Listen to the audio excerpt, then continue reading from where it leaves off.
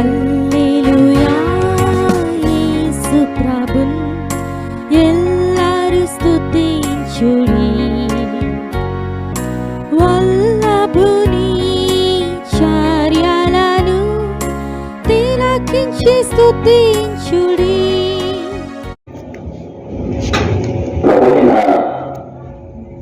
యేసుక్రీస్తు వారి గురించి అనేకమైన అనుమానాలు, సంశయాలు, అనేక రకాలైన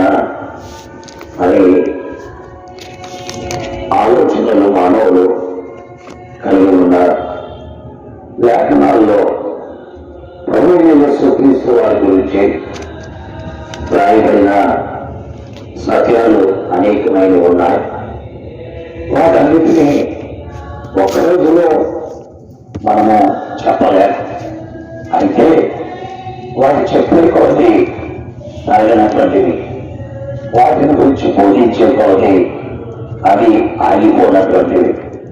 ఎందుకంటే బోధించే కొలది ఆయన కూర్చిన సంగతులు ఎక్కువ అవుతూనే ఉంటాయి. ఇలా యేసుక్రీస్తు ప్రభువారు వచ్చినటువంటి ఆలోచన మానవ జీవితంలో ఈనాటికి కూడా ఎన్నెన్నో దారిలో ఉన్నట్టుగా మనం చూస్తూ ఉన్నాం. యేసుక్రీస్తు వారు ఒక దైవ అవతారము అని ప్రజలు ఆలోచన చేస్తూ ఉంటారు. అవతారాలన్నిటిలో ఒక అవతారం ప్రభువైన యేసుక్రీస్తు వారు. అనగా దేవునికి అనేకమైన అవతారాలు ఉన్నాయి. అందులో ఒక అవతారం యేసుక్రీస్తు అని అంటారు. అయితే దేవుని వాక్యము దాన్ని సమర్థించట్లేదు. పరిశుద్ధ గ్రంథం బైబిల్లో దాన్ని ఎట్టి పరిస్థితుల్లో కూడా సమర్థించదు. దేవునికి ఒకే ఒక అవతారం, ఆ అవతారమే ప్రభువైన యేసుక్రీస్తు, అదే నరవతారం. దేవుడికి అనేకమైన అవతారాలు లేవు, ఒకే అవతారం ఉంది, అదే నరవతారం. అనగా దైవము మానవుడిగా భూమి మీదకి రావటం, అదొకటే దేవునికి ఉన్నటువంటి అవతారం. దేవుడు వచ్చే దైవభక్తి వచ్చినటువంటి మరణాన్ని ఒక వ్యక్తి ప్రభువైన యేసుక్రీస్తు వారి గురించి సాక్ష్యం చెప్పారు. ఆయన ఎవరు అంటే అపోస్తులైనటువంటి పౌలు. ఒకప్పుడు అతడు ప్రకృతి సంబంధి అయిన మనుషుడు. ఈ ప్రకృతి సంబంధమైన మనుషులైనటువంటి పౌలు దేవుని యొక్క ఆత్మ విషయాలను గ్రహించలేకపోయాడు. అందువల్ల ప్రభువైన యేసుక్రీస్తు వారిని దేవుడిగా నమ్మనటువంటి వ్యక్తి. అతను వచ్చే దైవ గ్రంథం కొరింథీయులకు రాసిన మొదటి పత్రిక 2వ అధ్యాయము 14వ వచనంలో ఈ రీతిగా రాయబడి ఉంది. ప్రకృతి సంబంధమైన మనుషులు దేవుని ఆత్మ విషయములను అంగీకరింపడు, అవి అతనికి వెర్రితనముగా ఉంటాయి, అవి ఆత్మానుభవం చేతనే వివేచింపదగు, కనుక అతడు వాటిని గ్రహింపజాలడు. కాబట్టి ప్రకృతి సంబంధిగా తన ఉన్నంత కాలం యేసుక్రీస్తు ఎవరో అతనికి అర్థం కాల. అతని జీవితంలో ఆయన కూడా అందరూ ఒకరేమో అని అనుకున్నట్లుగా భావించినటువంటి వ్యక్తి.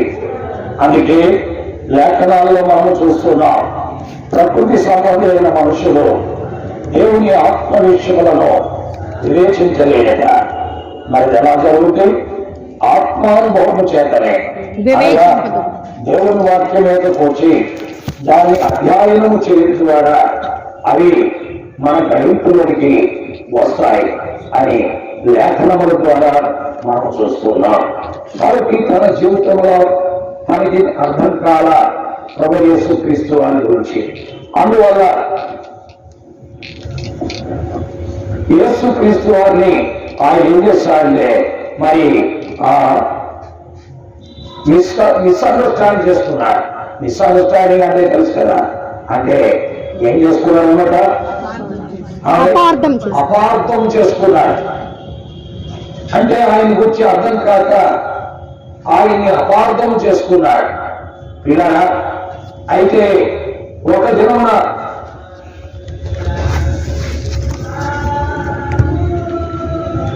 ఆ యేసు క్రీస్తు ప్రభువారు అతనితో మాట్లాడుట జరిగినది. అలా జరిగిన తరువాత అతడు క్రీస్తు ప్రభువును గ్రహించిన తరువాత అతడు మాట్లాడుతూ అన్నాడు. ఏమన్నాడంటే, ప్రభు యేసు క్రీస్తు వారు సర్వాధికారి అయినటువంటి దేవుడు, ఆయన నిరంతరము స్తోత్రార్హుడు అని రోమాపత్రిక దైవ గ్రంథం 5లో రోమాపత్రిక 9వ అధ్యాయము 5వ వచనములో చెప్పారు. ఏమన్నా అంటే, పితరులు వీరువా శరీరమును బట్టి క్రీస్తు వీరిలో నివసించిన గాని. నేనే చెప్తాను, పితరులు వీరువారు, మీరు ఎవరు మాట్లాడడం చదవకండి. పితరులు వీరువారు శరీరమును బట్టి క్రీస్తు వీరిలో పుట్టాను గాని ఈయన సర్వాధికారి అయిన దేవుడైంది నిరంతరము స్తోత్రార్హుడై ఉన్నారు. పిల్లరా, ఒకప్పుడు క్రీస్తును ఎరగినటువంటి వ్యక్తి, క్రీస్తును గ్రహించినటువంటి వ్యక్తి, ఆయన గురించిన అవగాహన లేని వ్యక్తి ఇప్పుడు క్రీస్తుని ఎరిగి ఆ క్రీస్తును ద్వేషించిన వాడే క్రీస్తుని గురించి ఏమని చెప్తున్నాడంటే, ఈయన సర్వాధికారి అయిన దేవుడైంది నిరంతరము స్తోత్రార్హుడై ఉన్నాడని చెప్తున్నాడు. కాబట్టి పిల్లరా, ప్రకృతి సంబంధులకు అది అర్థం కాదు, ఆత్మ సంబంధులకు అది అర్థమవుతుంది. పౌలు ప్రకృతి సంబంధిగా ఉన్నంత కాలం క్రీస్తుని అపార్థం చేసుకున్నాడు. ఎప్పుడైతే ఆత్మ సంబంధిగా మారాడో అప్పుడు ఆ క్రీస్తు అర్థమయ్యాడు.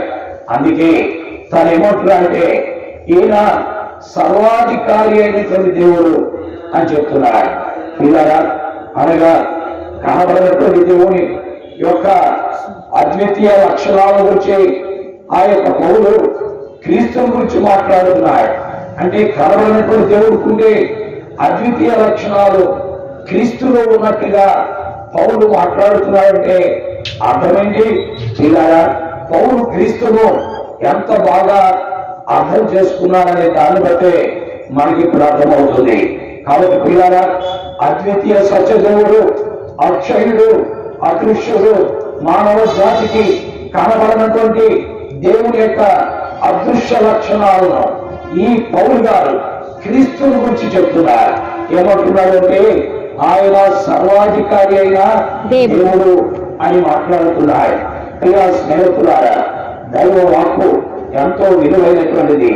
అందుకే ఒక మానవుడు చెప్పిన మాట మనం వినే కంటే దైవ వాక్యమును చదువు ద్వారా దైవికమైన సత్యాలు ఎరుగుటకు మనుషులకు మరి ఎంతో మేలైనటువంటిది. కాబట్టి ముఖ్యంగాని మనం చేయించున్నాం. ఈ పౌలు ఈ రోజున మాట్లాడి ఆయన ఒకసారి ఏమన్నాడంటే, తిమోతికి రాసిన 1వ పత్రిక 3వ అధ్యాయం 16వ వచనంలో ఆయన చెప్తున్నారు, క్రీస్తుని గురించి సాక్ష్యం ఇస్తున్నారు. అక్కడ రోమపత్రిక 9వ అధ్యాయం 5వ వచనంలో ఆయన సర్వాధికారి అయిన దేవుడని సాక్ష్యం ఇచ్చాడు. ఇప్పుడు మరి తిమోతికి రాసిన 1వ పత్రిక 3వ అధ్యాయం 16వ వచనంలో ఏమంటే, నిరాక్షేపముగా దైవభక్తులు కూర్చున్న మర్మము గొప్ప దైవమది, దైవభక్తులు కూర్చున్న మర్మము గొప్ప దైవమది. అనగా ఎలాగా గొప్పది? ఆయన సశరీరుడిగా ప్రత్యక్షమయ్యాడు అని చెప్తున్నాడు. లోకమందు ప్రకటింపబడ్డాడు, లోకమందు నమ్మబడ్డాడు, ప్రజలను రక్షకులను తెలియచేయబడ్డాడు అని ఆయన మాట్లాడుతున్నాడు. లేఖనముల ప్రకారం తిమోతికి రాసిన 1వ పత్రిక 3వ అధ్యాయం 16వ వచనంలో చూస్తుంటే దైవభక్తిని గుర్చిన మౌనము గొప్ప దైవదట. ఈనాడు మానవ జాతికి దైవభక్తిని గుర్చిన మర్మము తెలియని వారు ఎంతో మంది ఉన్నారు. ఇప్పటికీ మనకి చాలా మందికి దైవభక్తిని గుర్చిన మర్మము తెలియదా? ఎందుకంటే మానవులైనటువంటి మనము దైవభక్తిని గుర్చిన మర్మమును ఎదగాలని అపేక్ష కూడా మనకు లేదు. దైవభక్తిని కూర్చిన మర్మము గొప్ప దైవది. ఎలాగంటే ఆయన సశరీరుడుగా ప్రత్యక్షమయ్యా.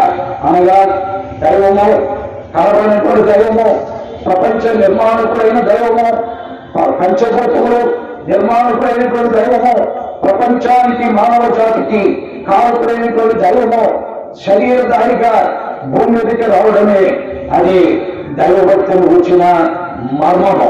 ఈ మర్మమును ఎరగిన వారు ఈనాటికి అనేక మంది ఉన్నారు. కాబట్టి ఈ మర్మాన్ని ఎరిగినటువంటి వారు క్రీస్తును తప్పకుండా అంగీకరిస్తారు, లేక దాన్ని వారి హృదయంలో చేర్చుకుంటారు అనేది మనం గ్రహించాలి. అందుకే పౌరులు సాక్ష్యం ఇచ్చేవారంటే దైవభక్తులు కూర్చిన మర్మము గొప్పదైనది. ఆయన సశరీరుడిగా ప్రత్యక్షమయ్యాడు, దేవదూతలకు కనబడ్డాడు, ప్రజలలో ప్రకటింపబడ్డాడు, ప్రజల చేత నమ్మబడ్డాడు, రక్షకులని ప్రకటింపబడ్డాడు అని లేఖనములో స్పష్టంగా ఆయన మాట్లాడుతున్నాడు. ప్రియా స్నేహితులారా, ఇప్పుడే మత్తయి సువార్త 1:21 మనం చదివాం. ఆయన రక్షకుడిని ఈ భూమి మీదకి వచ్చాడని మాటల్లో మనం చూస్తున్నాం. అంటే దేవుడే మనుషుడిగా రక్షణార్థమై రక్షకుడిగా ఈ లోకంలోకి వచ్చాడు.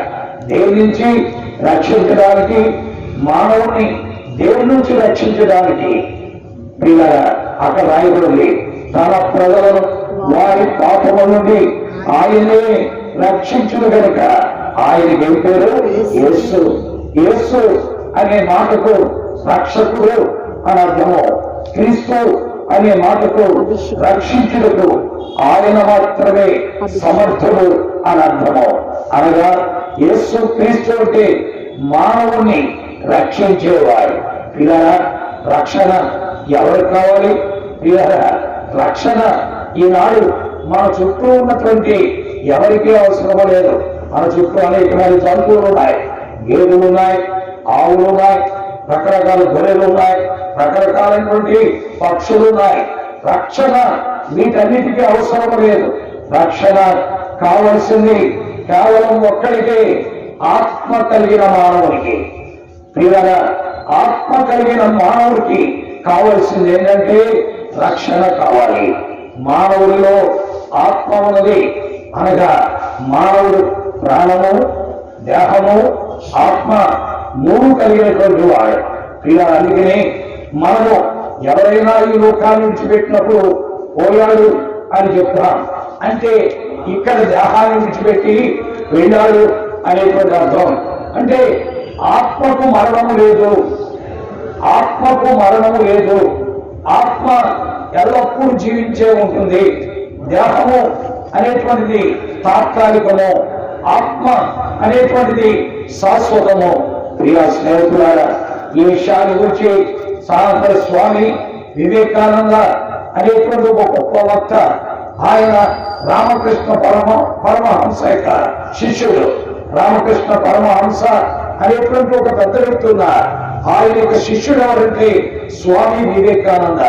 ఆయన తన పుస్తకంలో రాస్తూ ఏమంటే, the physical life is temporary, the spiritual life is permanent అంటారు. అనగా ఈ భౌతిక జీవితం తాత్కాలికము, అయితే ఆత్మీయమైన జీవితం శాశ్వతము అంటారు. అంటే పిల్లగా ఆత్మ శాశ్వతమైనటువంటిది. ఈ ఆత్మ ఎవరికి ఉన్నది అంటే మానవుడికి ఉన్నది. ఆత్మ జంతువులకు ఉండదు,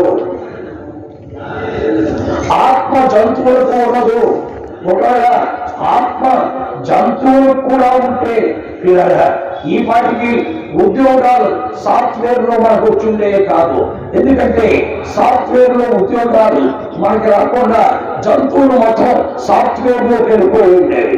అప్పుడు మనం హార్డ్వేర్ లో ఉండేవాళ్ళం. కాబట్టి గుర్తుపెట్టుకోండి, ఆత్మ కలిగిన వాడు మానవుడు. అందుకే మానవుడు వివేచించగలడు, మానవుడు జ్ఞానము కలిగిన వాడు ఉండగలడు, విజ్ఞానము కలిగిన వాడిగా ఉండగలడు. ఎందుకంటే మానవునిలో ఏమున్నది? ఆత్మ ఉన్నది. ప్రాణము, దేహము జంతువులకు ఉంటుంది. మానవునికి ఆత్మ, ప్రాణము, దేహము కూడా ఉంటాయి. పిల్లరా, ఈ ఆత్మ కలిగినటువంటి మానవుడికి రక్షణ అవసరము, జంతువులకి రక్షణ అక్కర్లేదు. ఎందుకంటే మనం చూస్తుంటే జంతువులు ఏ పాపము చేయవు. జంతువులు ఏ పాపమన్నా చేస్తాయా? మీ ఇంట్లో పుట్టిన పిల్లలు టీవీ దగ్గర కూర్చొని సెల్ ఫోన్ దగ్గర కూర్చొని నానా రకాలైనటువంటి వాటిని చూస్తూ ఉంటారు. ఎప్పుడైనా మీ ఇంట్లో ఉన్న కుక్కలు టీవీ దగ్గర కూర్చోవడం సెల్ ఫోన్ దగ్గర కూర్చోవడం చూసారా?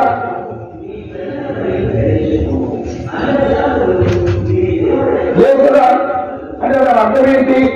ప్రియ స్నేహితులారా, జంతువులకి పాపము చేయటము చేత కాదు, జంతువులు పాపములో ఉండటం చేత కాదు. అందుకనే ఏ జంతువు కూడా మీరు ఎక్కడైనా చూసారా? ఏ గేదె అయినా, ఏ ఆవైనా, ఏ గొర్రెైనా, ఏ పశువైనా వెంకటేశ్వర వయస్సులో తాగటం మీరు చూచారా? వెంకటేశ్వర వయస్సులో కానీ, దుర్గా వయస్సులో కానీ, లేక ఇంకొక వయస్సులో కానీ ఏ గేదె కానీ, ఆవు కానీ, గొర్రె కానీ, పొట్టేలు కానీ ఏ జంతువైనా తాగటం చూచారా? పిల్లరా, అంటే జంతువులు పాపము చెయ్యవు, జంతువులు అబద్ధమాడవు, జంతువులు దొంగతనం చేయవు, జంతువులు అక్రమం చేయవు, జంతువులు త్రాగుబోతుగా ఉండవు, జంతువులు తిరుగుబోతుగా ఉండవు, జంతువులు క్లబ్లకు వెళ్ళవు, జంతువులు నానా రకాలైన దురలవాట్లతో దురభ్యాసాలతో ఉండవు. మరి ఉంటారు మనుషులే, మనుషులే ఉంటారు. పిల్లరా, ఇలాగున మానవుడు ఆత్మ కలిగిన వాడు. ఈ ఆత్మ కలిగిన మానవుడు ఇన్ని రకాలైన పాపములలో తన జీవితాన్ని గడుపుతూ ఉంటాడు. వీటన్నిటినీ పాపాలు అని అంటాం. కొన్ని పాపాలు బాహ్యమైన పాపాలు. బాహ్యమైన పాపాలంటే తాగుడు, వ్యభిచారము, గుట్క, పేకాట, నానా రకాలైనటువంటి తిరుగుళ్ళు. వీటిని ఏమంటారంటే బాహ్య పాపాలు అంటారు. కొన్ని అంతరంగిక పాపాలు ఉన్నాయి. అవేంటంటే మోసగించుట, అసూయపడుట, అబద్ధమాడుట, దొంగతనం చేయుట, ఇతరులను అపహరించుట, నానా రకాలైనటువంటి పాపాలతో మానవ జీవితం ఉంది. కాబట్టి బాహ్య పాపాలు మానవునిలో ఉంటాయి, అవి కంటికి కనబడతాయి. కొంతమంది బాహ్య పాపాలు చేయరు. వారు తాగుడు తాగరు, సినిమా చూడరు, సిగరెట్ తాగరు, చుట్ట తాగరు, నీటి తాగరు, గుట్ట వేయరు, గంజాయి తాగరు, కక్క తాగరు. ఇలాంటి బాహ్య పాపాలు చేయరు. అందువల్ల వారు ఏమనుకుంటారంటే మేము నీతివంతులము, మంచివారము, మేము దేవుని భయభక్తులు కలిగిన వారము, దేవుని గుడికి వెళ్తూ ఉంటాం, దేవుని కానుకలు ఇస్తూ ఉంటాం, దేవునికి ఎన్నో సమర్పణ చేస్తూ ఉంటాం, మా చేతిలో బైబిల్ కూడా ఉంటాయి అని అనుకుంటారు. బైబిల్ పట్టుకుని దేవుడు ఆలయాలకు వెళ్ళేటువంటి వాళ్ళం మేము అని అనుకుంటారు. పవిత్ర గ్రంథాలు వచ్చేవాళ్ళం మేము అని అనుకుంటారు. కానీ అంతరంగిక పాపాలు వారిలో ఉంటాయి.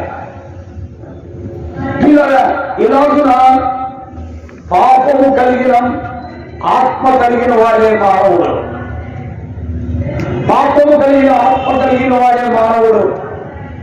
ఈ పాపము కలిగిన ఆత్మతోటే మానవుడు బాగా చదువుకుంటాడు, విద్యావంతుడు అవుతాడు, మంచి ఉద్యోగాన్ని సంపాదిస్తాడు. ఉద్యోగంలో నెలకి 2 లేక 3 లేక 1,00,000 జీతం సంపాదిస్తాడు. మంచి మంచి విలాసవంతమైన జీవితాన్ని భూమి మీద గడుపుతూ ఉంటాడు. ఇలా కూడా జీవితాన్ని కొనసాగిస్తూ ఉంటాడు. ఆకస్మికంగా ఏదో ఒక దినాన ఈ ఆత్మను విడిచిపెట్టవలసిన గడియ వస్తుంది. ఈ ఆత్మను విడిచిపెట్టే గడియనే మానవ లోకంలో ఏమని పిలుస్తామంటే మరణము అని పిలుస్తాం. ఈ ఆత్మ దేహాన్ని విడిచిపెట్టక ముందు చేయాల్సిన కొన్ని పనులు కొరకే దేవుడు మానవుడయ్యాడు. పిల్లారా, దేవుడు సశరీరుడిగా మానవుడిగా ఈ భూమి మీదకి రావడానికి కారణం ఏంటంటే మానవుడు ఈ దేహాన్ని, మానవుని యొక్క ఆత్మ విడవకపోవడం, మానవుడు చేయవలసిన కొన్ని పనులు చేయగలిగితే దేవుడితో సహవాసాన్ని కలిగి ఉంటాడు. అందుకొరకే దేవుడు మానవుడిగా మారి యేసుక్రీస్తు పేరుగా ఈ లోకంలోకి వచ్చాడు. పిల్లరా, అందుకే యేసు అనే మాటకు రక్షకుడు అని అర్థము. దేవుని నుండి రక్షిస్తాడు. మానవుడిని దేవుని నుండి రక్షిస్తాడంటే తన ప్రజలను వారి పాపముల నుండి తానే రక్షించును కనుక ఆయనకు యేసు అని పేరు. తన ప్రజలు అంటే ఎవరు? క్రైస్తవులు కాదు పిల్లరా. తన ప్రజలు అంటే క్రైస్తవులు కాదు. మానవ జన్మ ఎత్తిన ప్రతి వాడు ఆయన బిడ్డే.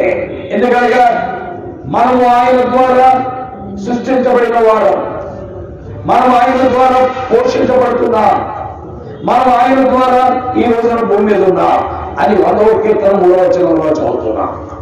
కీర్తనలో 100వ అధ్యాయం 3వ వచనంలో మనం చూస్తున్న మాట ఏంటంటే, మనము ఆయన ప్రజలము, మనము ఆయన ప్రజలం, మనము ఆయన మేపు గొర్రెలము. చూస్తున్నాం, ఆయనే మనము సృష్టించడం, మనము ఆయన ప్రజలం, మనము ఆయన వారము, మేపు గొర్రెలం, ఆయన ద్వారా పోషించబడుతున్న వారు.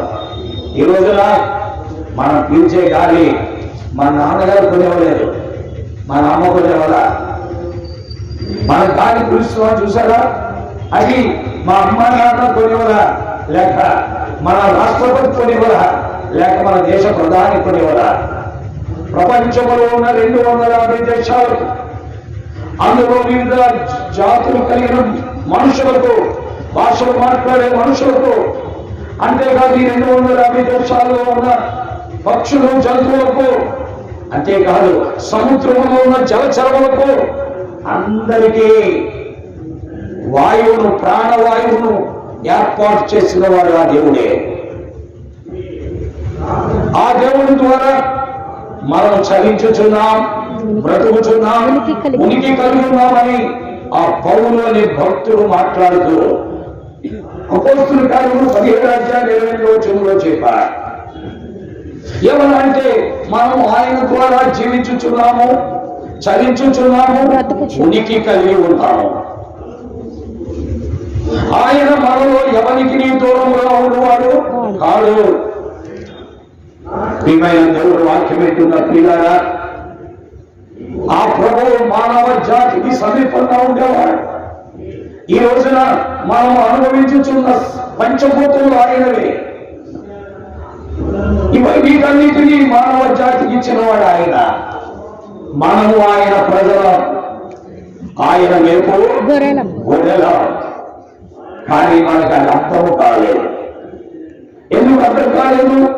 ఇంకా ప్రకృతి సంబంధమైన మనుష్యులుగా మనం ఉన్నాం. దేవుని ఆత్మ ఇంకా మనలోనికి రాలేదు. అది వచ్చిన కూడా మనకు అది అర్థమైపోతుంది. పౌలు కూడా అది రానంత కాలం ఆయన ఎవరో అనుకున్నాడు. అది వచ్చిన తరువాత ఆయన ద్వారా మనం బ్రతుకుచున్నాం, చలించుచున్నాం, ఉనికి కలిగి ఉన్నామని మాట్లాడుతున్నాడు. స్నేహితులారా, కాబట్టి ఆత్మ కలిగిన మానవుడికే రక్షణ కావాలి. ఆత్మ కలిగిన మానవుడిలో పాపం ఉన్నది.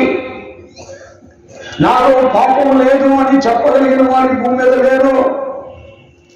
వారందరి వారైనా, అధికారులైనా, జ్ఞానులైనా, పండితులైనా, శాస్త్రులైనా, లేక ఈ ప్రపంచాన్ని అంతా కూడా ఒక్క కంప్యూటర్తో నిర్వహించగలిగిన వ్యక్తి అయినా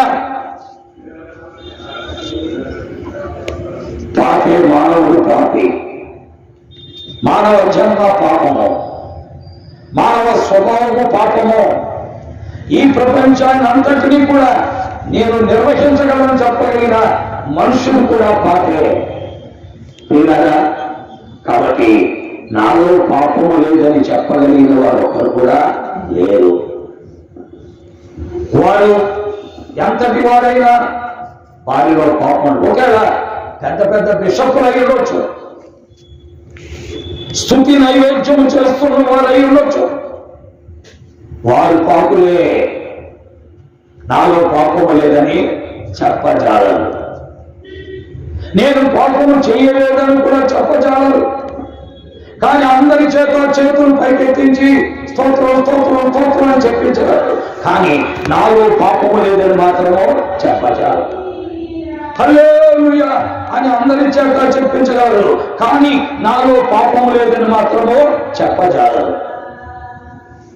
ప్రియ స్నేహితులారా, మనం ఆలోచించటికే దేవుడి వాక్యం మన దగ్గరికి వస్తుంది. కాబట్టి మనుషులైన మనము పాపులమే, నాలో పాపం లేదని ఎవరూ చెప్పలేదు. నేను అసలు పాపము చేయట్లేదని కూడా ఎవరూ చెప్పలేదు. అందుకే పాపులను రక్షించుటకు క్రీస్తు యేసు ఈ లోకమునకు వచ్చిన వాక్యము నమ్మదగినది, పూర్ణ అంగీకారములకు యోగ్యమైనది అయినది అని ఆ పౌలు మాట్లాడాడు. ఆ ప్రకృతి సంబంధమైన మనుషులు ఆత్మ సంబంధిగా మారిన తరువాత ఆ క్రీస్తుని గురించి మాట్లాడితే పాపి అయిన మానవుడిని రక్షించడానికే దేవుడు మానవుడిగా యేసు క్రీస్తుని పేరున ఈ లోకంలోకి వచ్చారని స్పష్టముగా మాట్లాడుతున్నారు. అందుకే ఆయన తిమోతికి రాసిన మొదటి పత్రిక 1వ అధ్యాయం 15వ వచనంలో అన్నాడు ఏమనంటే, పాపులను రక్షించుటకు క్రీస్తు యేసు ఈ లోకమునకు వచ్చిన వాక్యము నమ్మదగినది, పూర్ణ అంగీకారములకు పిల్లలు దాన్ని అంగీకరించడం యోగ్యమైనది. అంగీకరించకపోతే పాపములో చనిపోతారు, అంగీకరిస్తే పాపములను విడుదల పొందుతారు. ఎందుకు అంటే తన ప్రజలను వారి పాపముల నుండి ఆయనే రక్షించును కనుక ఆయన పేరు యేసు. అంగీకరించిన వాడు పాపముల నుండి విడుదల పొందుతాడు. అంగీకరించిన వాడు పాపములోనే ఈ లోకాన్ని ఏం చేస్తాడు, విడిచిపెడతాడు. యేసు క్రీస్తు యొక్క ఉద్దేశం మాత్రం ఎవరు నశించడానికి ఇష్టమో అందుకే నశించిపోతున్న మానవ జాతిని రక్షించుడికే ఆయన ఈ లోకంలోకి వచ్చాడు. ప్రియమైన స్నేహితులారా, ఇది ఒక మత మార్పిడి, ప్రేమ మార్పిడి కాదు. మానవ జీవితాన్ని ప్రలోభపెట్టి క్రైస్తవ మతములో కలుపుకోవడానికి చేసే ప్రయత్నం అసలు కానే కాదు. నమ్మిన వారు బాగుపడుతున్నారు, నమ్మని వారు నష్టపోతారు. దీనిలో వేరే ఇబ్బంది అని లేదు. బలవంతు పెట్టి ఒక వ్యక్తిని దీనిలోకి తీసుకురావడానికి ప్రయత్నించే ప్రయత్నము కూడా ఇది కాదు. ఇష్టమైతే ప్రభువుని నమ్మచ్చు. ఎందుకని నీ ఆత్మ పాపం నుండి రక్షించబడుతుంది. నీ ఆత్మ పాపం నుండి రక్షించబడాలంటే యేసు క్రీస్తు నమ్మాల్సిందే. లేదు వదిలేసాం, మనకు నాకు ఇష్టం లేదని నమ్మడం ఇలా దానివల్ల కలిగే నష్టం పాపములనే మనం ఈ లోకాన్ని విడిచిపెట్టాం. పాపములని ఈ లోకాన్ని విడిచిపెడితే జరిగేది ఏంటి, దాని యొక్క పర్యవసానం ఏంటి? వాక్యములో రాయబడింది, పాపము వల్ల వచ్చి జీతము మరణం. పిల్లల మరణం అంటే మాట్లాడుతున్న నేను రేపేళ్ళలో చనిపోతాను, వింటున్న మీరు రేపేళ్ళలో చనిపోతారు. ఎవరి ముందు ఎవరు వెనక అనేది ఎవరికి కూడా తెలియదు. అయితే ఒకటి, ఈ లోకాన్ని వెళ్ళకపోవడం, నీ ఆత్మ క్రీస్తు రక్తంలో కడగబడకుండా ఈ లోకాన్ని విడిచిపెడితే దాని వల్ల వచ్చే పర్యవసానం మరణం.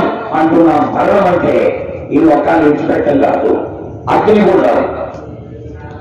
అందుకే దేవుని వాక్యంలో 20వ అధ్యాయం ఆఖరి వచనంలో ఈ రీతిగా రాయబడింది.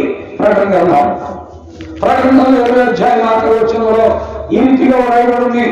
ఏమని రాయబడింది చదవండి. దేవుని వాక్యంలో ఎవని పేరైనను జీవ గ్రంథమందు వ్రాయబడినట్టు కనబడిన ఎడల వారు అగ్నిగుండంలో పడవేయ. క్రీస్తును అంగీకరించకుండా ఎవరైనా ఉన్న ఎడల వారు అగ్నిగుండం అనే రెండవ మరణానికి పెడతారు. ఈ అగ్నిగుండము రెండవ మరణం. మొదటి మరణం దేహాన్ని విడిచిపెట్టుట. దేనిలో? పాపములో.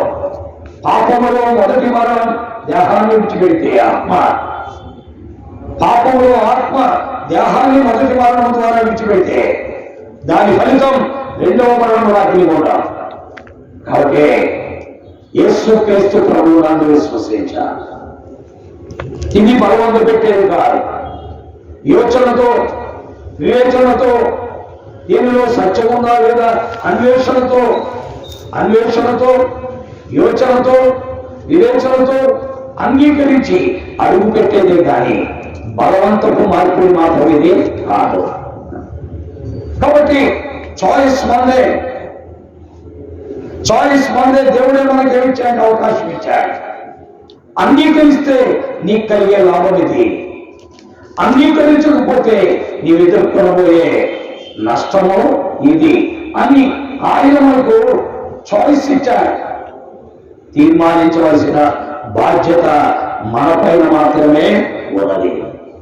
పిల్లలు, కాబట్టి దేవుని వాక్యంలో ఆ తీర్మానాన్ని ఈ ప్రకృతి సంబంధమైన మనుష్యులైన ఈ పౌలు చేశాడు. అందుకే అతడు ఆత్మ సంబంధిగా మారిపోయాడు, క్రీస్తులోనికి వచ్చాడు. తన ఆత్మ క్రీస్తు రక్తము చేత కడగబడింది, తన ఆత్మ క్రీస్తు రక్తంలో శుద్ధి చేయబడింది. తాను గ్రహించాడు క్రీస్తు రక్తమే నా ఆత్మను కడిగేదని. ఎందుకని తాను గ్రహించాడు ఆత్మ సంబంధిగా. ఏమన్నంటే నన్ను ప్రేమించి నా కొరకు తను తాను అప్పగించుకున్న యేసుక్రీస్తు అనగా ప్రభు యేసుక్రీస్తు వారు నన్ను ప్రేమించి నా పాపాన్ని కడగడానికి ఆయన శిలువలో రక్తాన్ని చెందించారు. ప్రియా స్నేహితులారా, నీ పాపము కడగబట్టడానికి దేవుడు మానవుడిగా వచ్చే శిలువలో రక్తము చెందిస్తే తప్ప నీ పాపానికి పరిహారం లేదు. ఈనాడు భారతదేశంలో మనము కూడా ఒక ఎద్దునో మేకనో పొట్టేళ్ళనో కోడిపుంజనో బలిగా అర్పిస్తామని తీసుకెళ్ళి ఏదో గురికి తీసుకెళ్ళి ఎందుకు అర్పిస్తున్నాం? ఆ జంతువు మన స్థానంలో మనకు బదులుగా బలైపోవడం ద్వారా, రక్తము చెందడం ద్వారా మన పాపానికి ఏముంది? క్షమాపణ ఉందని. అయితే ఎడ్ల యొక్కలు, మేకల యొక్కలు, గొర్రెల యొక్క రక్తం పాపము తీసివేయట అసాధ్యం. పాపము తీసివేయబడాలంటే నిత్యుడు ఆత్మ ద్వారా తను తాను దేవునికి నిర్దోషునిగా అర్పించుకున్న యేసు రక్తం ప్రతి పాపము నుండి కలిగి పరిహరిస్తుంది. కాబట్టి పాపము పరిహరించబడాలంటే జంతువుల రక్తము ద్వారా జరగని విషయం. దేవుడే మానవుడిగా రావాలి. అందుకనే పద్యాలు మనం చదువుతుంటాం, మన పితరులు కూడా చదువుతున్నారు. ఈ రోజున అనేక మంది చదువుతున్నారు పద్యాలు. ఏమనంటే సర్వమానవ పాప పరిహారం రక్త ప్రోక్షణం అవశ్యం, తద్రక్తం పరమాత్మేన పుణ్యదాన బలియాగం. సర్వమానవ పాప పరిహారం కొరకు రక్తం చెల్లించబడాలి. ఆ రక్తం పరమాత్ముడు అనగా దేవుడే మానవుడిగా భూమి మీదకి వచ్చి ఆ శిలువలో యజ్ఞమైతే రక్తాన్ని చిందిస్తే మానవ పాపానికి పరిహారం. అలాగున చిందించిన వాడే ప్రభువైన యేసుక్రీస్తు. కాబట్టి ప్రియా స్నేహితులారా, ఈ సంగతులను గమనించి క్రీస్తు ప్రభు తన ప్రజలను వారి పాపము నుండి ఎలా రక్షిస్తాడంటే శిలువలో ఆయన తన ప్రజల కొరకై శిక్ష అనుభవించి చిందించిన రక్తంలో కడుగుడు ద్వారానే, శుద్ధి చేయడం ద్వారానే నీ కొరకై శిక్ష అనుభవించిన వారు నీ పాపానికి బదులుగా ఈ ప్రపంచంలో ఎవరైనా ఉన్నారా? ఎవరు లేదు. యేసుక్రీస్తు ప్రభు ఒక్కడే. ఆయన గురించి అందుకనే రాయబడింది, ఇదిగో లోక పాపమును మోసుకుని పోయే దేవుని గొర్రెపిల్ల, ఇదిగో లోక పాపమును మోసుకుని పోయే దేవుని గొర్రెపిల్ల. ప్రపంచంలో ఉన్న మానవ జాతి యొక్క పాపములను భరించి శిలువకెక్కిన వాడు ప్రభువైన యేసుక్రీస్తు. అందుకే ఆయన ఆ శిలువలో నీ నా పాపములు పరిగెత్తలయ్యా అని అధ్యాయం 5వ వచనంలో చదువుతుంటే అక్కడ స్పష్టంగా ఉన్నది, మన అతిక్రమ క్రియల కొరకు ఆయన గాయపరచబడెను, మన దోషముల కొరకు నరకబడెను, మన సమాధాన శిక్ష ఆయన మీద పడింది, ఆయన పొందిన దెబ్బల చేత మానవ ఆత్మకు శుద్ధి, స్వస్థత. స్నేహితులారా, యేసుక్రీస్తు ప్రభువారు ఈ భూమి మీదకి వచ్చినది మానవుని శారీరక స్వస్థత ఇవ్వగలడు, నీకేమో ఉన్నా బాగు చేయగలడు, దానిలో అనుమానం లేదు. ఎందుకంటే ఆయన భూమి మీద ఉండగా కుంటూ వారికి కాళ్ళు ఇచ్చాడు, గుడ్డు వారికి కన్ను ఇచ్చాడు, మోగవారిని మాట్లాడి చేశాడు, పక్షవాయు గల వారిని లేపాడు. చివరికి భౌతికంగా మరణించిన వారిని కూడా సమాధిలోంచి పైకి లేపాడు. అనగా ఈ భూమి మీద మానవుడు కలిగి ఉండే భౌతిక రోగాలను బాగు చేయగలిగిన వాడు యేసు ప్రభువు. అంతేకాదు మానవుని యొక్క మానసిక రోగాలను కూడా బాగు చేయగలడు. అంటే మానవుడు వెంటనే కొన్నాడు అనుకోండి, ఇంట్లో ఉండట్లేదు, ఎక్కడ తిరుగుతున్నాడో తెలియట్లా, ఎక్కడ పడుతున్నాడో తెలియట్లా, ఎక్కడ ఉంటున్నాడో తెలియట్లా, ఇలాంటి మానసిక రోగంతో ఉన్నాడనుకోండి, వాడిని కూడా బాగు చేయగలిగిన వాడు యేసు ప్రభువు. అందుకే లేఖనాల్లో ఒక శ్రాన దెయ్యం పట్టిన వాడు సమాధిలో ఉంటే వాడిని బాగు చేసి స్వస్థచితుడిగా చేసి బట్టలు కట్టుకుని ఆయన దగ్గర కూర్చోబెట్టారు. కాబట్టి భౌతిక రోగాలను బాగు చేయగలిగిన వాడు యేసు ప్రభువు, మానసిక రోగాలను బాగు చేయగలిగిన వాడు యేసు ప్రభువు. అంతేకాదు ప్రియులారా, అన్నిటికంటే విలువైనది భౌతిక రోగాలు మానసిక రోగాల కంటే విలువైనది ఆత్మరోగము. అనగా ఆత్మను పాపం నుండి విడుదల చేయగలిగిన వాడు యేసు ప్రభువు. భౌతిక రోగాల కొరకు యేసు ప్రభు శిలువెక్కక్కర్లేదు, మానసిక రోగాల కొరకు యేసు ప్రభు శిలువెక్కక్కర్లేదు. అయితే నీ ఆత్మ పాపం నుండి విడుదల పొందాలంటే ఖచ్చితంగా శిలువలో ఆయన నీ అతిక్రమ క్రియల కొరకు గాయపరచబడాలి, నీ దోషముల కొరకు నలుగొట్టబడాలి, నీకు రావాల్సిన శిక్ష ఆయన మీద పడుతుంది. అప్పుడే నీకు ఆయన చిందించిన రక్తంలో శుద్ధి కలుగుతుంది. నీ భౌతిక రోగాలకు ఆయన శిలువెక్కక్కర్లేదు, మానసిక రోగాలకు కూడా శిలువెక్కక్కర్లేదు. అయితే నీ ఆత్మ అగ్నిగుండం నుండి తప్పించబడాలి. ఆ అగ్ని ఆరదు, పొరుగు చావదనే ఆ భయంకరమైన శిక్ష నుండి బయటికి రావాలంటే ఖచ్చితంగా క్రీస్తు శిలువలో రక్తం చిందించాలి. లేకపోతే నీ ఆత్మకు పాపక్షమాపణ లేదు. అందుకే దేవుని వాక్యములో మనం చదివా, క్రీస్తు రక్తము ద్వారానే మానవ పాపానికి పరిహారం కలుగుతుంది. అందుకే ఫిబ్రవరి 9:14 మనం చూస్తుంటే రాయబడిన సత్యం ఎంతో స్పష్టంగా కనబడుతుంది. ఏమని రాయబడింది? నిత్యుడు ఆత్మ ద్వారా తను తాను దేవునికి నిర్దోషునిగా అర్పించుకున్న క్రీస్తు యొక్క రక్తం నిర్జీవ క్రియలను విడిచి దేవుని సేవించుటకు మీ మనస్సాక్షిని శుద్ధి చేయండి. నీ పాపం క్షమించబడాలి, నీ ఆత్మ శుద్ధి కావాలి, నిర్జీవ క్రియల నుంచి విడిచిపెట్టాలి, జీవన దేవుని ఎదురుకు రావాలి అంటే యేసు రక్తములో కడగబడాలి. యేసు రక్తములో కడగబడకుండా మానవ పాపానికి పరిహారం లేదు. ప్రియులారా, ఆలోచించండి. అందుకే దైవజనుడైన అపోస్తలుడైన పౌలు ఆయన సాక్షి చెప్తున్నాడు. ఏమన్నాయంటే, నన్ను ఆ రక్తము ద్వారా ఆయన నన్ను సమీపస్తుడిగా చేశాడు అని ఎఫెసీ 2:13 చెప్పారు. ఏమన్నా అంటే ఎఫెసీయులకు రాసిన పత్రిక 2:13 మునుపు దూరస్తులైన మీరు ఇప్పుడు క్రీస్తు యేసునందు క్రీస్తు రక్తము వలన మీరేమయ్యారు? సమీపస్తులయ్యారు. నేను ఆయనకు దూరస్తుని, ఆయన ఎదుట పాపం చేసిన వాడిని, ఆయన దూషించిన వాడిని, ఆయన తృణీకరించిన వాడిని, నువ్వు మా దేవుడు కాదని చెప్పిన వాడిని, నువ్వు మా మతము కాదని చెప్పిన వాడిని, అలాంటి నన్ను నా దేవుడు కాదు నాకు కాదు అని చెప్పిన నన్ను తన రక్తముతో కడిగి నా పాపమును క్షమించి నన్ను సమీపస్తుడిగా చేశారు.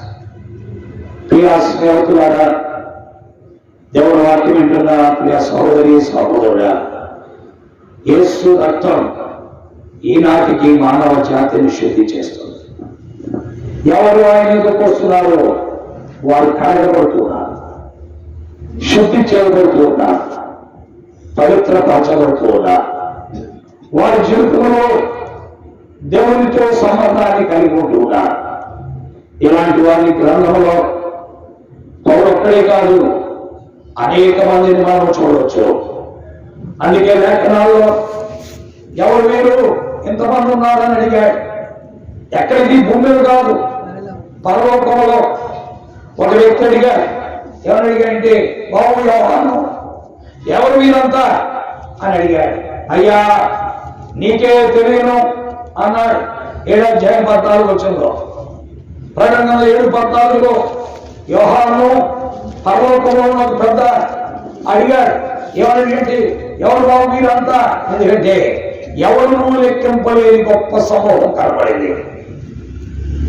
ఎవరునూ లెక్కింపలేని గొప్ప సమూహం కనబడింది. ఎవరు వీరు అని పెద్దలో ఒకటి అడిగాడు యోహాన్ని. అందుకు నేను, అప్పుడు యోహాను అందుకు నేను అయ్యా అయ్యా నీకే తెలియను అనగా అతడు ఇలాగ నాతో చెప్పాను. కాబట్టి నీకే తెలియను అని అన్నాడు. అప్పుడు ఇలా చెప్పాడు, అయ్యా వీరు గొర్రె పిల్ల యొక్క రక్తములో తమ వస్త్రములు ఉంచుకొని తెలుపు చేసుకున్నవారు అనేక శ్రమల నుండి వచ్చినట్లు. ప్రియా స్నేహితులారా, క్రీస్తు రక్తములు కడగబడిన వారు ఎక్కడ ఉంటారో చెప్పాడు. ఎక్కడ ఉంటారంటే పరలోకంలో ఉంటారు. ఎక్కడది? దేవుని సింహాసనం ఎదుట. ఎక్కడది? ఆ ప్రభు యొక్క గొర్రెపిల్ల సింహాసనం ఎదుట. వారంతా ఎవరూ లెక్కింపలేని గొప్ప సమూహం అక్కడ ఉంటారని 7వ అధ్యాయం 9, 10, 11, 12, 13, 14 వరుస పెట్టి చదువుకుంటూ వస్తుంటే గ్రంథంలో రాయబడిన మాటలు పిల్లరా. కాబట్టి వీరంతా ఎక్కడున్నారు? వీరు పరలోకంలో ఉన్నారు. వీరు భూమిని విడిచిపెట్టారు. భూమి మీద ఈ దేహాలు తన్నడములకి కప్పెట్టబడ్డాయి. కొన్నేమో దుఃఖిరాల్లో కప్పెట్టబడ్డాయి, కొన్నేమో ఇంకో చోట కప్పెట్టబడ్డాయి. కానీ వీరు ఆత్మలు ఎక్కడ ఉన్నాయండి? పరలోకంలో ఉన్నాయి. దేవుని సింహాసనం ఎదుట, దేవుని సింహాసనం దగ్గర ఉన్నాయి. ఈ తన్నడములో లేకపోతే ఆ దుఃఖిరాల్లో పాత పెట్టబడినా మీరు ఆత్మలో మనం చూస్తుంటే ఎక్కడున్నాయంటే పిల్లరా ఆ యొక్క మరి దేవుని సింహాసనం దగ్గర పరలోకములో ఉన్నట్టుగా మనం చూస్తున్నాం. దేవుని యొక్క పరిశుద్ధమైన నామం పేరిట ఆ క్రీస్తుని ఈ భూమి మీద ఉండగా అంగీకరించలేదు, క్రీస్తు రక్తములో కడగబడలేదు. వారందరూ ఎక్కడుంటారో ప్రకటన 20వ అధ్యాయము 8వ వచనంలో మనం చూచాం. ఏమని రాయి ఉంది? 20వ అధ్యాయము 8వ వచనానికి ముందు వచనం చదవండి. మరణములు మృతుల లోకములో అగ్నిగుండము రెండవ. కాబట్టి క్రీస్తు రక్తములో కడగబడని వారికి కలిగే కలిగినది. అందుకే ప్రభువు యేసు క్రీస్తు వారు ఈ భూమి మీద 33 సంవత్సరాల నుండి తన సత్య సువార్త అనేక మందికి అందిస్తూ వచ్చారు. అప్పుడు కూడా అనేక మంది వ్యక్తులు ఆయన్ని నమ్మటానికి అభ్యంతరపడ్డారు. అలాగే అభ్యంతరపడినటువంటి వ్యక్తులతో ఆయన మాట్లాడుతూ యోహాను సువార్త 8:21 ఆయన అన్నారు, మరి ఒకప్పుడు ఆయన నేను వెళ్ళిపోవచ్చున్నాను, మీరు నన్ను ఎదురు కానీ మీ పాపములో ఉండి మీరు చనిపోదురు, నేను వెళ్ళే స్థలానికి మీరు రాలేదా అన్నాడు. అంటే పాపములో ఉండి చనిపోయినాడు ప్రభువైన యేసుక్రీస్తు వారు ఉన్న స్థలానికి వెళ్ళలేడు. ప్రభువైన యేసుక్రీస్తు వారు ఉండే స్థలమే పరలోకం గొప్ప వెలుగుతోను ఉన్నది పరిశుద్ధుల కోసం. పరలోకం గొప్ప వెలుగుతోను ఉన్నది పరిశుద్ధుల కోసం. రాత్రుండదు చీకముండదు, సూర్యుడుండడు అచట చంద్రుడుండడు, రాత్రుండదు దాముండదు, సూర్యుడుండడు అచట చంద్రుడుండడు. దేవుడైన ప్రభువే ప్రకాశించుచుండును, దేవుడైన ప్రభువే ప్రకాశించుచుండును. యుగయుగములు పరలోక రాజ్యమేలుచుండును, యుగయుగములు పరలోక రాజ్యమేలుచుండును. యేసు ప్రభుని నమ్ముకో పరలోకం చేరుదో, యేసు ప్రభుని నమ్ముకో పరలోకం చేరదా. రెండే రెండు దారులు, ఏ దారి కావాలో మానవా. రెండే రెండు దారులు, ఏ దారి కావాలో మానవా. ఒకటి పరలోకం మరి ఒకటి పాతాళం. ఒకటి పరలోకం మరి ఒకటి పాతాళం. పరలోకం కావాలో పాతాళం కావాలో తెలుసుకో మానవా, తెలుసుకో మానవా. కాబట్టి ప్రియమైన వాళ్ళారా, ప్రభువైన యేసుక్రీస్తు వారు ఆయన సర్వమునకు మూలమైన దేవుడై ఉంటే మానవ జాతి అయిన మన కొరకై మనుషులుగా భూమి మీదకి వచ్చి మానవుని పాపము నుండి విడిపించుతూ కొరకాయి సెలవులో శిక్ష అనుభవించి రక్తము చిందించి చనిపోయి సమాధించబడి మూడో దినాన తిరిగి లేచారు. ఆయన ఉండే స్థలంలో మనము ఉండాలని ఆయన కోరుతున్నారు. ఆయన ఉండే స్థలమే పరలోకం. అక్కడికి మనం చేరాలంటే ఈ భూమి మీద ఉండగా ఆయన సత్యము నమ్మాలి, ఆయనను అంగీకరించాలి, ఆయన యందు విశ్వాసం ఉంచాలి. అందుకే వాక్యంలో తన్ను ఎందరు అంగీకరించారో వారందరికీ అనగా ఆయన నామమందు విశ్వాసం ఉంచిన వారికి దేవుని పిల్లలయ్యే అధికారాన్ని ఆయన ఇస్తున్నాన్ని 1వ అధ్యాయం యోహాను సువార్త 12వ వచనంలో చదువుతున్నాం. కాబట్టి పిల్లరా, ఆ పరలోక రాజ్యానికి వారసులు అవడానికి ఒకే ఒక పని నువ్వు చేయాలి. మొట్టమొదటిది ఆయన అంగీకరించాలి, రెండవది ఆయన విశ్వాసం ఉంచాలి, నమ్మాలి. ఆయన నమ్మాలి, ఆయన అంగీకరించాలి. You must accept lord Jesus and also you must have faith on God, faith on Christ. క్రీస్తు పైన నమ్మకం ఉండాలి, క్రీస్తును అంగీకరించాలి. ఇది నేను చెయ్యను అని అనుకుంటే బలవంతు పెట్టేవారు ఎవరు లేరు. ఇది మత మార్పిడి కాదు, పేరు మార్పిడి అసలే కాదు. కేవలం మానవ జీవితమును పాపము నుండి విడుదల చేసి మానవ ఆత్మ ఈ లోకాన్ని విడిచిపెట్టాక నిత్య జీవము అనగా నిత్యత్వము దేవుడి స్థలానికి తీసుకెళ్లే మార్గమే ప్రభువైన యేసుక్రీస్తు. ఆలోచిద్దాం. బలవంతం లేదు, నిర్ణయాలు మనమే. మన పక్షంగా నిర్ణయం మాత్రం దేవుడు చేయడు, మనమే చేయాలి నిర్ణయాలు. అన్ని నిర్ణయాలు మనం చేసినప్పుడు అసలు విషయమైన నిర్ణయం మనం చేయకపోతే ఎట్లా? కాబట్టి ఆలోచిద్దాం, నిర్ణయాలు చేద్దాం, ప్రభు వెళ్ళిపోతాం, ప్రభుత్వ వివేకాలు ఉందాం. పిల్లరా, ఈ ప్రపంచం నాశనం కూడా దగ్గరికి వచ్చింది. ఈ రోజున AI సదస్సు జరిగింది, గమనించారా? అంటే ఆర్టిఫిషియల్ ఇంటెలిజెన్స్ సదస్సు జరుగుతుంది. ఆల్రెడీ ఒక చోట ప్రపంచ దేశాలు నాశనానికి దగ్గరైపోతున్నాయి. ప్రపంచంలో పరిస్థితి, ఆర్థిక పరిస్థితి కుంటుపడిపోయింది. ఏ విధంగా కూడా మానవునికి నెమ్మది లేని పరిస్థితి ఏర్పడిపోతుంది. రేపు ఎల్లుండో ఎలా ఉంటో తెలీదు. ఈ రోజు పేపర్ న్యూస్ చూస్తుంటే రేపు ఎల్లుండో ప్రజలు ఇక సాఫ్ట్వేర్ ఉద్యోగాలు ఉండవు అని చెప్పాడు. సాఫ్ట్వేర్ ఉద్యోగాలు కూడా everything depends upon AI, artificial intelligence. ఈరోజు పేపర్ న్యూస్ అదే. ప్రియా స్నేహితులారా, ప్రపంచంలో పరిస్థితులు మారిపోతూ ఉన్నాయి.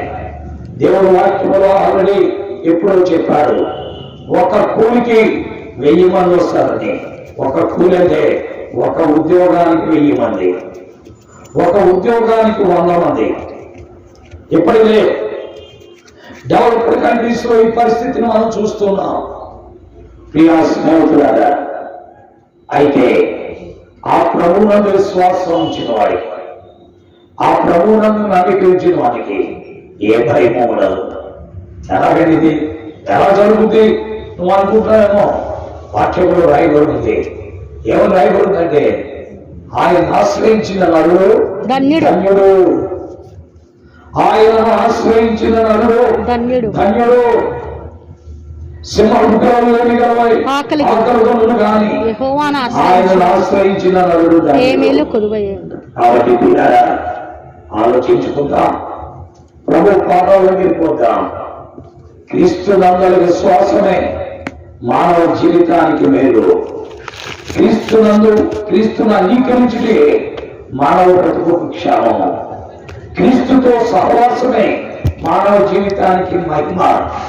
క్రీస్తుతో కలిసి నడుచుటే నిత్యత్వంలో ఉండే భాగ్యము. ఆలోచించుకొని ప్రభు తప్పి తిరుగుదాం. ప్రభు తన వాక్యం మన గ్రహింపులోకి తెచ్చి ఆయనను వెంబడించినట్లు సహాయం చేయను కాక. ఆమేన్. ప్రార్థిస్తాం.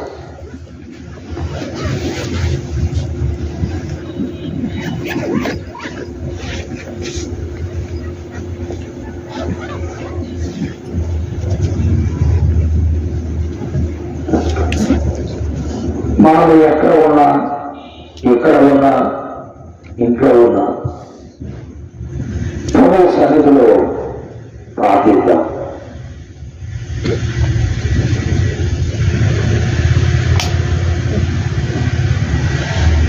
క్రీస్తు ప్రభు అందరికీ ఉపకారి. క్రీస్తు ప్రభు అందరికీ సహాయకుడు. క్రీస్తు ప్రభు అందరికీ సమీపంగా ఉండేవాడు. క్రీస్తు ప్రభు అందరినీ ఆదుకునేవాడు, ఆదరించేవాడు. కాబట్టి చిన్న ప్రార్థనలో ఉన్న చోటున ఉన్నవాడు చేద్దాం. ప్రభు అప్పగించుకుందాం. పరిశుద్ధిలో ఉన్న తండ్రి, జీవమైనటువంటి మా దేవ జీవాధిపతి, నీ నమ్మకమైన ఉన్నతమైన శ్రేష్టమైన నామం కొరకై స్తోత్రాలు. నీ సత్యమును ధ్యానించుటకు మీరు కల్పించిన తరుణాన్ని బట్టి మీ కొందనాలు. నీ వాక్యమును మరొకసారి ప్రజల మధ్యలో ప్రకటన చేయుటకు, నీ సత్యాన్ని వెల్లడి చేయుటకు, ఈ భూమి మీద మీరు ఆయుష్కాలం ఇచ్చి ఆరోగ్యం ఇచ్చి నిలబెట్టి నడిపించినందుకు స్తోత్రాలు. నీ సత్యం వెల్లడి చేయటకే మేము పుట్టాం. దాన్ని ప్రకటించేది కొరికే మీరు మమ్మల్ని పుట్టించాలని యెషయా 43:7 మీరు సెలవిచ్చారు. కాబట్టి తండ్రి, ఈ రాత్రి నేను చేస్తూ వచ్చిన నీ వాక్కు ప్రజల మధ్యలో ముద్రించి ఫలితాల్లోకి తీసుకున్నాను. ఇక్కడికి వచ్చిన వారు, ఇక్కడికి రాని వారు, దూరం నుండి విన్నవారు, దగ్గర నుండి విన్నవారు, బయట నుండి విన్నవారు, లోపల నుండి విన్నవారు, ఎవరైనా సరే నీ సత్య మార్పులోకి రాగలిగే కృప దయచేయండి. విడుదల చేస్తూ వచ్చిన నీ వాక్కు నిష్ప్రయోజనముగా నీ యొక్క నీకు అనుకూల కార్యము జరిగించినట్లు సహాయం చేయండి. నీ ఆత్మ కార్యము చేయండి. నీ ఆత్మ ద్వారా ప్రజలతో మాట్లాడుతూ ఉండండి. వారి మధ్యలో నీ సత్యమును, వారి కౌటుయత, వారి ద్వారబంధముయత, వారి వీధులలో, వారి పడకల దగ్గర మీరే పోషించండి. మీ కార్యాన్ని జరిగించండి, పరిచర్యను ముద్రించండి. అలాగే సువార్త కొరకున్న తనకున్న బలహీనతల్లో, శోకాల నొప్పులు, రకమైన శక్తిహీనతల్లో నమ్మకమైన బిడ్డగా నేను వెంబడిస్తూ మానక నీ కొరకే నమ్మకంగా జీవిస్తున్న తను మీరు దీవించి ఆస్వాదించి ఆరోగ్యం దయచేయండి. అలాగే తండ్రి తన కుమార్తెల కుటుంబాలను కూడా కాపాడాడు.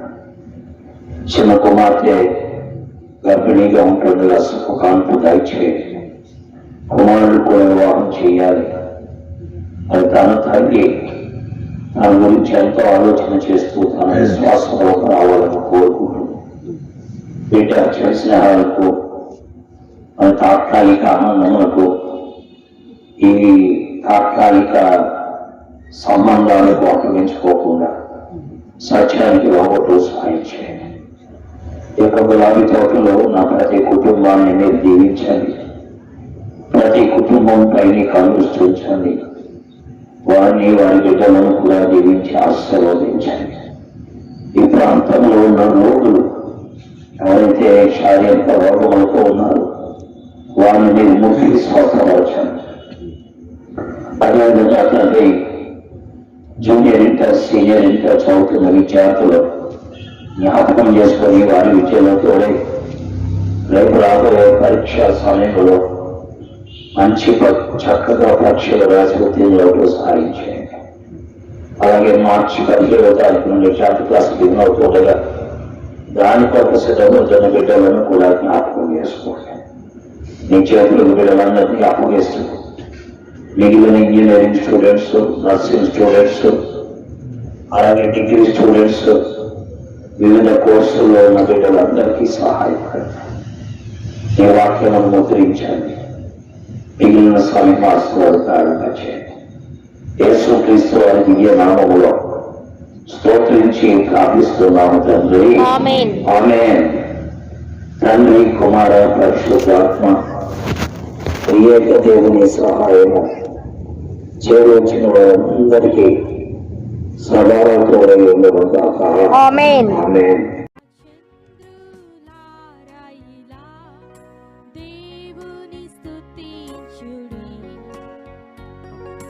హృదయమును వెలిగించిన యేసుని స్తుతించుడి.